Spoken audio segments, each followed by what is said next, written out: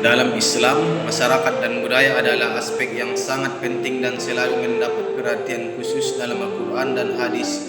Allah Subhanahu wa taala berfirman dalam surah Al-Hujurat ayat 13, "Wahai manusia, sesungguhnya kami menciptakan kalian dari seorang laki-laki dan seorang perempuan dan menjadikan kalian berbangsa-bangsa dan bersuku-suku agar kalian saling mengenal. Sesungguhnya orang yang paling mulia di antara kalian di sisi Allah adalah orang yang paling bertakwa." Quran Surah Al-Hujurat ayat 13. Ayat ini mengandung pesan mendalam bahwa keagamaan suku, bangsa, dan bangsa adalah kehendak Allah untuk menciptakan keberagaman yang indah dan bermakna. Keragaman bukan alasan untuk saling bermusuhan, tetapi justru peluang untuk saling mengenal, memahami, dan saling melengkapi. Oleh sebab itu, Islam mengajarkan toleransi, penghormatan terhadap perbedaan, dan kerjasama antara kelompok masyarakat. Selain itu, Rasulullah SAW bersabda dalam banyak hadisnya menekankan pentingnya hubungan sosial yang harmonis dan saling menghargai dalam masyarakat. Dalam sebuah hadis qudsi Allah berfirman.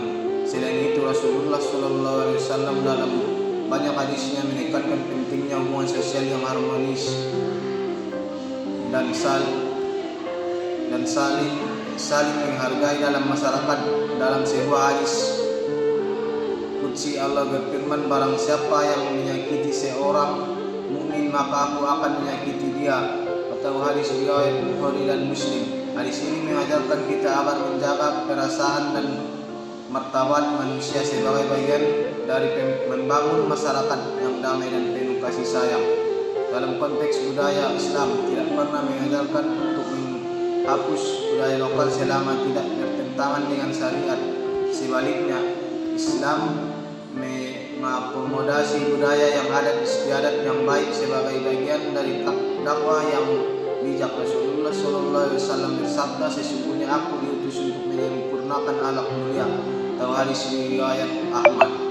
Akhlak mulia ini menjadi pijakan dalam interaksi dengan budaya dan masyarakat. Dakwah yang sukses adalah yang mampu menjembatani nilai-nilai Islam dengan budaya setempat tanpa memaksa.